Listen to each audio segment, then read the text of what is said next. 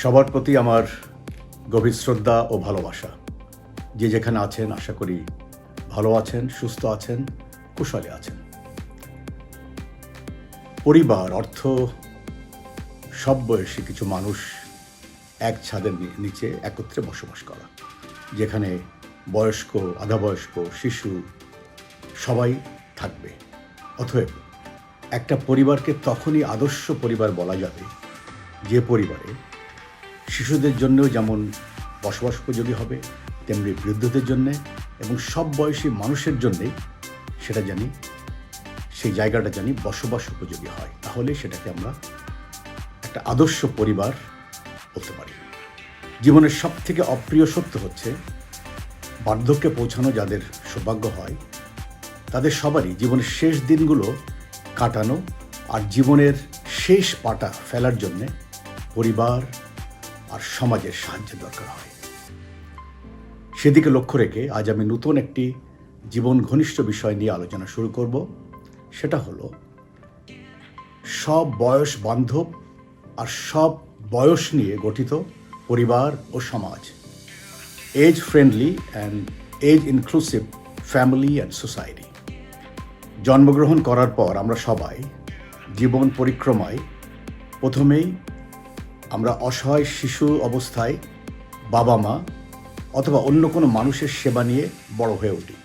তারপর সব কিছু স্বাভাবিক থাকলে ধীরে ধীরে জীবিকার প্রয়োজনে কর্মজীবনে প্রবেশ করি এবং শেষে একদিন বৃদ্ধ হয়ে ভবলীলা ত্যাগ করে আমরা প্রস্থান করি।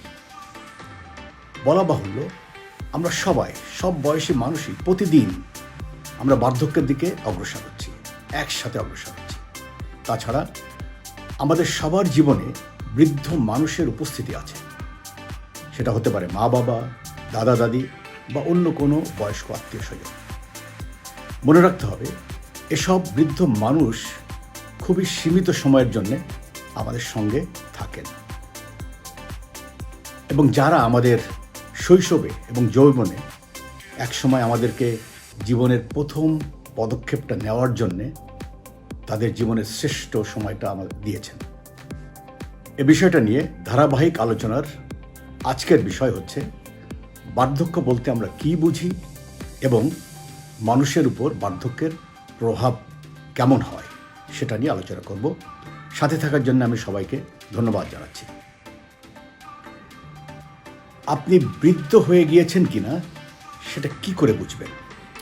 উঠতে বসতে যখন আপনার শির দ্বারা একটু একটু ব্যথা করবে বা যখন মনে হবে মানুষের সাথে কথোপকথন শুনতে আপনার কষ্ট হচ্ছে, তখন আপনার মনে প্রশ্ন জাগতেই পারে বা আপনার মনে হবে আমার বয়স হয়েছে, আমি কি বুড়ো হয়ে যাচ্ছি? প্রকৃতপক্ষে আমরা বয়স বলতে যা বুঝি সেটা কেবলমাত্র কিছু সংখ্যা। The statement of age is just a number.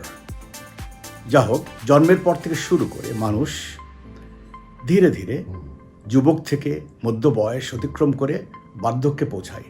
এটাই বাস্তবতা, এটাই জীবন। মানুষের সম্ভাব্য আয়ুষ্কাল ধীরে ধীরে বৃদ্ধি পাচ্ছে। একই সাথে বার্ধক্যের বয়স সম্পর্কেও আমাদের ধারণা পাল্টাচ্ছে। বিজ্ঞানের কল্যাণে বর্তমানে উন্নত চিকিৎসা পদ্ধতি এবং ঔষধ সামগ্রী সেবনে শরীরের রোগ প্রতিরোধক ক্ষমতা মানুষের বৃদ্ধি পাচ্ছে এবং মানুষের জীবন যাত্রার মানও ধীরে ধীরে উন্নতি হচ্ছে। ফলে মানুষ এখন আগেকার তুলনায় অনেক বেশি সময় পর্যন্ত তাদের বয়স ধরে রাখতে সক্ষম হচ্ছে। মানুষ আসলে কখন বৃদ্ধ হয়? বয়স বেড়ে গেলে মানুষ বুড়ো হয়ে যায়, কথাটা বলা যদিও সঠিক, কিন্তু সমাজে আমরা জানি বুড়ো হয়ে যাওয়া কথাটা অনেক সময় হেয় প্রতিপন্ন করার অর্থে ব্যবহার করা হয়। তাই এই শ্রেণী বিভাগ অনেকে এড়িয়ে চলেন। ফ্রেঞ্চ ভাষায় ভিয়ে বা ভিয়াল অর্থ বৃদ্ধ এবং বৃদ্ধা, এ দুটি শব্দ তাদের অভিধানে আছে। কিন্তু যেহেতু শব্দ দুটো কিছুটা হেয় প্রতিপন্ন করার জন্য ব্যবহৃত হয়ে থাকে, তাই তারা সে দুটোকে রিপ্লেস করে তারা ভিএ এবং ভিএলের জায়গায় প্লুজাস অর্থাৎ অভিজ্ঞ শব্দটি ব্যবহার করে থাকেন, যে মানুষ বয়স হলে মানুষ অভিজ্ঞ হয়ে ওঠে। বার্ধক্যের বয়সসীমা প্রসঙ্গে আমেরিকাতে 2016 সালে অনুষ্ঠিত ম্যারিস পোল এই সংস্থাটা একটা জরিপ পরিচালনা করে। সেখানে 65 বছর বয়সকে বার্ধক্যের বয়স বিবেচনা করার ব্যাপারে বিভিন্ন বয়সী মানুষদের প্রশ্ন করা হয়। জরিপে 18 থেকে 29 বছর বয়সী 60% যুবক ওই বয়সটা ঠিক আছে বলে হা বলে জবাব দেয়। অর্থাৎ 65 বছর বয়স থেকে বার্ধক্য ধরা যায়। কিন্তু হা বলার সে হার উত্তরদাতাদের বয়স বৃদ্ধির সাথে সাথে কমতে থাকে। যেমন 60 বছর এবং তদূর্ধ্ব বয়সী উত্তরদাতাদের মাত্র 16% সেটাকে হা বলে জবাব দেয়। অর্থাৎ মানুষ যত বার্ধক্যের কাছাকাছি পৌঁছায় ততই তারা বার্ধক্য শুরু হওয়ার বয়সসীমা আরও বাড়াতে চায়। আরেকটি বিষয়ের দিকে আমাদের খেয়াল রাখা দরকার যে ম্যারিস পোলে অংশগ্রহণকারী 3 ভাগের 2 ভাগ উত্তরদাতা 65 বছরকে মধ্য বয়স এমনকি যুবক বলে অভিহিত করে। বয়সের এই শ্রেণীবিন্যাস আসলে বিভ্রান্তিকর, কিন্তু একটা বাস্তব দিক খেয়াল করা খুব দরকার, যেটা কোনো মতামতের তোয়াক্কা করে না। সেটা হচ্ছে সব বয়সী মানুষই প্রতিদিন একই গতিতে বার্ধক্যের দিকে এগিয়ে যাচ্ছে। আর বাস্তবতা হচ্ছে মানুষের জীবনে বার্ধক্য কোনো না কোনো বয়সে আসতেই হবে, বার্ধক্য শুরু হতেই হবে। Susan Jacoby, author of never say die, the myth and marketing of the new old age, তিনি বলেন, আমি বলবো না যে 65 বছর বৃদ্ধ হওয়ার বয়স, কিন্তু আমি এটাও জানি যে সেটা মধ্য বয়স নয়। ভেবে দেখুন তো, এই পৃথিবীতে কতজন 130 বছর বয়সী মানুষ আপনার আশেপাশে আপনি ঘোরাফেরা করতে দেখেন? মোটামুটিভাবে বলা যায় যে বৃদ্ধ বয়স নির্দিষ্ট কোনো বয়স না, বরং এটা একটা ব্যাপ্তি আর রেঞ্জ। বার্ধক্য শুরু হওয়ার বয়স মানুষ যখন তাদের সম্ভাব্য আয়ুষ্কালের শেষের দিকে পৌঁছে যাচ্ছে বা অতিক্রম করছে, সে ধরনের মানুষের বয়সের একটা ক্রমবিন্যাস। বার্ধক্য নির্দিষ্ট কোনো শারীরিক বয়স নয়। জন্মসাল অনুযায়ী বয়সকে, যেটাকে আমরা ক্রোনোলজিক্যাল এজ বলি, সেই বয়সটা আমাদেরকে শুধু বলে দেয় যে আমরা কবে জন্মগ্রহণ করেছিলাম এবং কতদিন ধরে পৃথিবীতে আছি। আর বার্ধক্যের বয়স জাতি, গোষ্ঠী আর অঞ্চল অনুযায়ী সবসময় ভিন্ন হয়ে থাকে।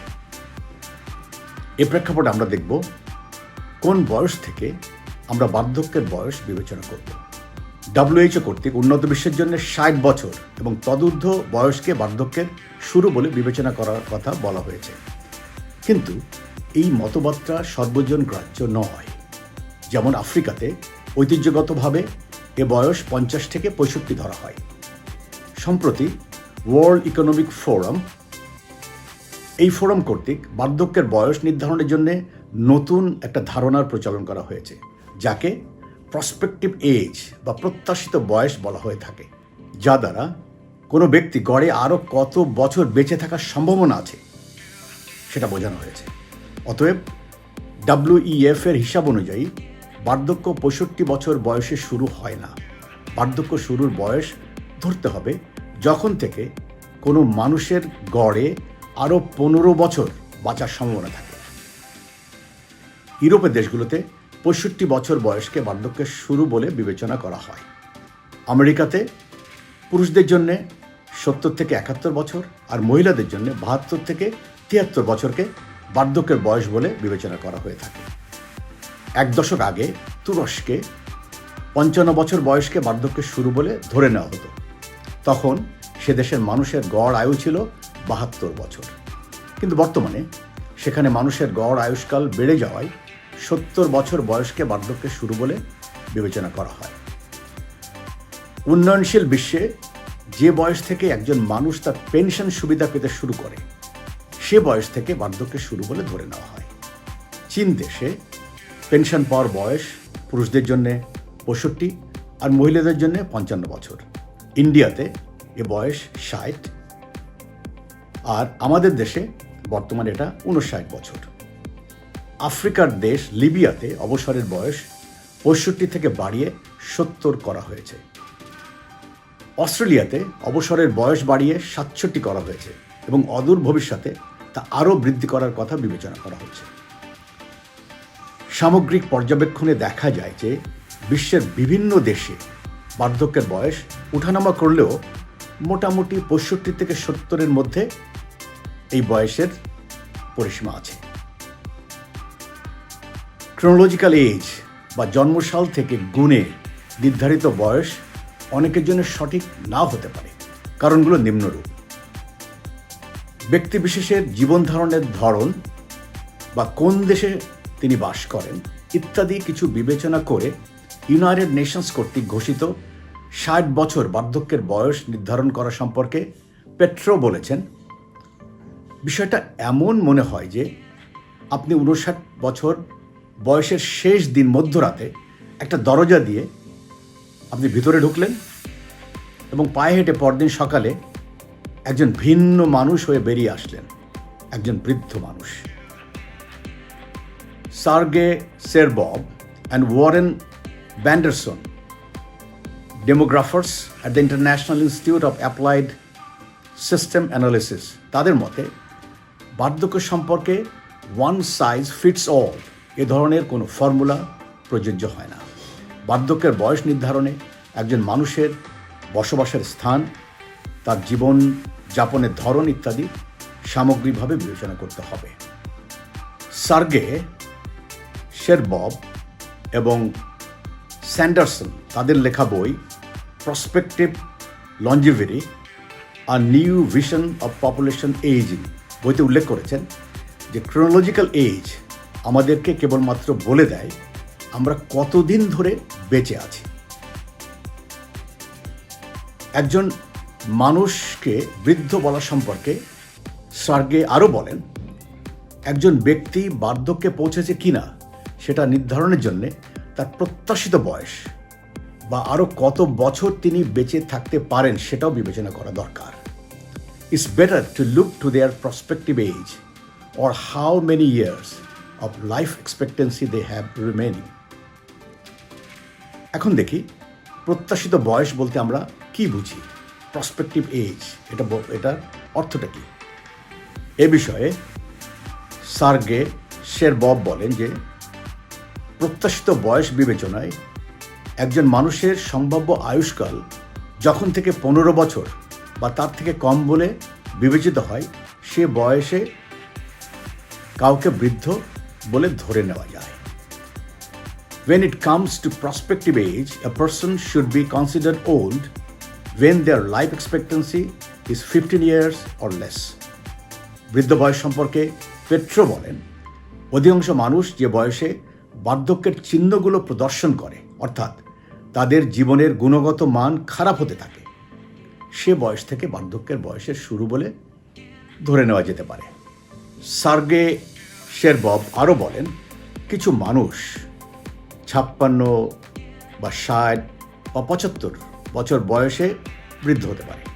একজন মানুষের বার্ধক্যের বয়স তার ব্যক্তিগত সম্ভাব্য আয়ুষ্কালের উপর নির্ভর করে, যা একজন ব্যক্তি থেকে অন্যজন ব্যক্তি বা এক দেশ থেকে অন্য দেশের জন্য ভিন্ন হয়। উদাহরণস্বরূপ সার্গে বলেন, 60 বছর বয়সী একজন জাপানি মহিলার কথা ধরুন, যেখানে মহিলাদের জন্য পৃথিবীর সর্বোচ্চ আয়ুষ্কাল ধরা হয় 88 বছর। সে মহিলার জন্যে 73 বছর বয়স হওয়ার পূর্বে তাকে বৃদ্ধ বলা এটা কি ঠিক হবে? এটা কোনো ক্রমেই ঠিক হবে না। পক্ষান্তরে সিয়েরা লিওন, এই দেশের একজন মহিলার গড় আয়ু পৃথিবীর সর্বনিম্ন, যা 72 বছর, যেখানে বার্ধক্য শুরু হওয়ার বয়স হচ্ছে 57 বছর ধরা হয়। সার্গে সেরবভ এর মতে আলাদা দেশ বা আলাদা অঞ্চলের মানুষের আলাদা আলাদা আয়ুষ্কাল, তাদের বোধশক্তি, যেটাকে কগনিটিভ এবিলিটিস বলা হয়, এই বোধশক্তির সঠিক থাকার বয়সকাল আর কর্মক্ষম শারীরিক সামর্থ্য বজায় রাখার সময়কালও আলাদা হয়ে থাকে। পেট্রো বলেন যে সংজ্ঞা অনুযায়ী আমেরিকার একজন সাধারণ মহিলা 73 বছর এবং একজন পুরুষ 70 বছর বয়সে বৃদ্ধ হয়। A third type of old age, characteristic aging, বার্ধক্যের বয়স বিবেচনার তৃতীয় মত। বয়সের শারীরিক বৈশিষ্ট্যই হচ্ছে ক্যারেক্টারিস্টিক এজিং। পেট্রো বলেন, the term Prospective aging works in conjunction with the concept of characteristic aging. That is, whether a person displays characteristics conventionally associated with the old age, such as a decline in cognitive and physical function. Petro বলেন, প্রত্যাশিত বয়স নির্ধারণের পদ্ধতি characteristic ageing বয়সের শারীরিক বৈশিষ্ট্য পদ্ধতির সাথে সমন্বয় করে কাজ করে। অর্থাৎ একজন ব্যক্তি গতানুগতিকভাবে যখন কোনো বার্ধক্যজনিত সাধারণ বৈশিষ্ট্যগুলো প্রদর্শন করে, যেমন তার বোধবিচার শক্তি, কগনিটিভ এবিলিটিজের বা তার শারীরিক শক্তি, এগুলো যখন হ্রাস পাওয়া শুরু করে। পেট্রো আরও বলেন যে বার্ধক্যজনিত বৈশিষ্ট্যগুলোর প্রকাশ আগে বা পরে হবে তা মানুষের জেনেটিক্সের উপর নির্ভর করে। এছাড়া তার খাদ্যাভ্যাস, জীবনযাপনের পদ্ধতি, আর্থসামাজিক অবস্থা, ধূমপানের অভ্যাস ইত্যাদির উপর নির্ভর করে। এখন আমরা দেখব যে বার্ধক্যের সাধারণ চিহ্ন বা উপসর্গগুলো কী রকম হয়। What are the typical signs of ageing? বয়স বেড়ে গেলে মানুষের মধ্যে বার্ধক্যের কিছু চিহ্ন এবং উপসর্গ দৃশ্যমান হয়ে ওঠে। যেমন চুল সাদা হয়ে যাওয়া, চামড়া কুঁচকে যাওয়া বা চামড়ার উপরে ফোঁটা ফোঁটা দাগ ইত্যাদি রকম।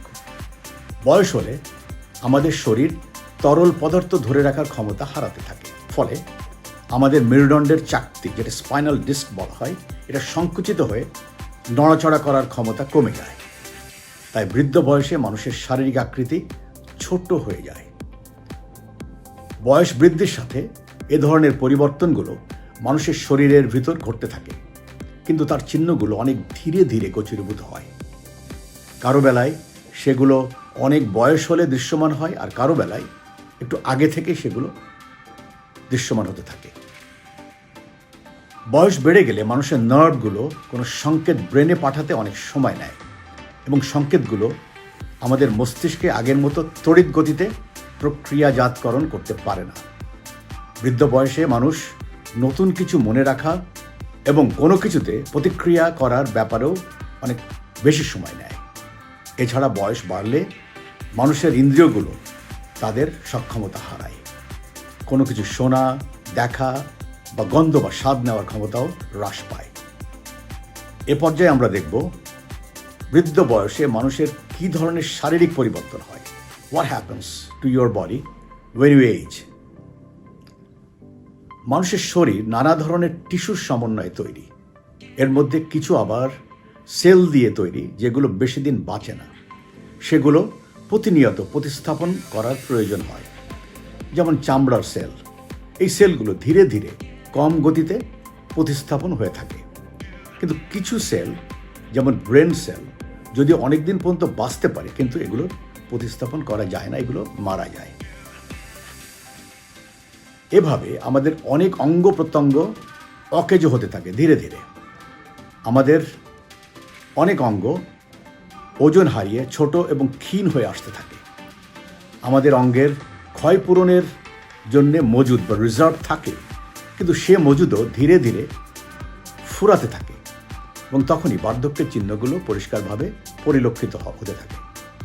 মনে রাখা দরকার, বার্ধক্যের এই লক্ষণগুলো কোনো মেডিকেল সমস্যা নয়, কিন্তু বাস্তবতা হলো মানুষের অঙ্গ প্রত্যঙ্গগুলোকে লম্বা সময়ের জন্য কার্যকরী রাখা সম্ভব। যেমন আমাদের মাংসপেশি দিনে দিনে দুর্বল হতে থাকে, তখন আমরা নিয়মিত শরীরচর্চা করলে সেগুলো সবল রাখতে পারি। বার্ধক্য প্রতিটি পরিণত জীবনের একটা গুরুত্বপূর্ণ অধ্যায়। এ বিষয়ে মার্ক টোয়েন বা অজানা লেখকের একটা উক্তি উল্লেখ করে আজকের আলোচনা শেষ করব।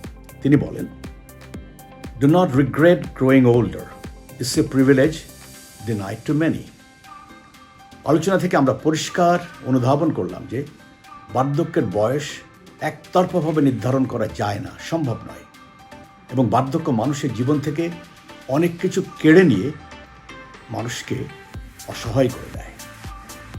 আমরা সকলে এ বিষয়ে নিশ্চয়ই একমত যে বার্ধক্য সব জীবনের একটা অনিবার্য নিয়তি। মানুষের বার্ধক্যের সময়টুকু অর্থবহ এবং আনন্দদায়কভাবে যাতে তারা কাটাতে পারেন এবং তাদের সে বয়সে মানুষের বসবাসের উপযোগী একটা পরিবার এবং সমাজ গঠন করা একান্ত প্রয়োজন।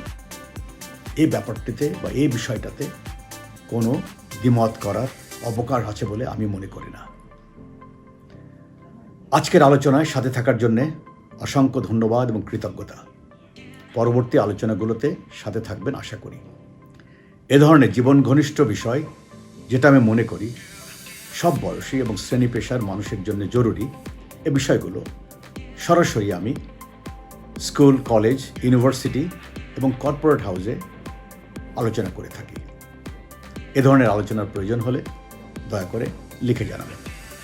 আমার চ্যানেল যদি আপনাদের ভালো লাগে তাহলে চ্যানেলটি সাবস্ক্রাইব, লাইক আর মন্তব্য করে সাথে থাকবেন আশা করি।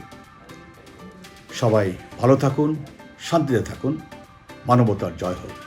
সবাইকে ধন্যবাদ ও কৃতজ্ঞতা।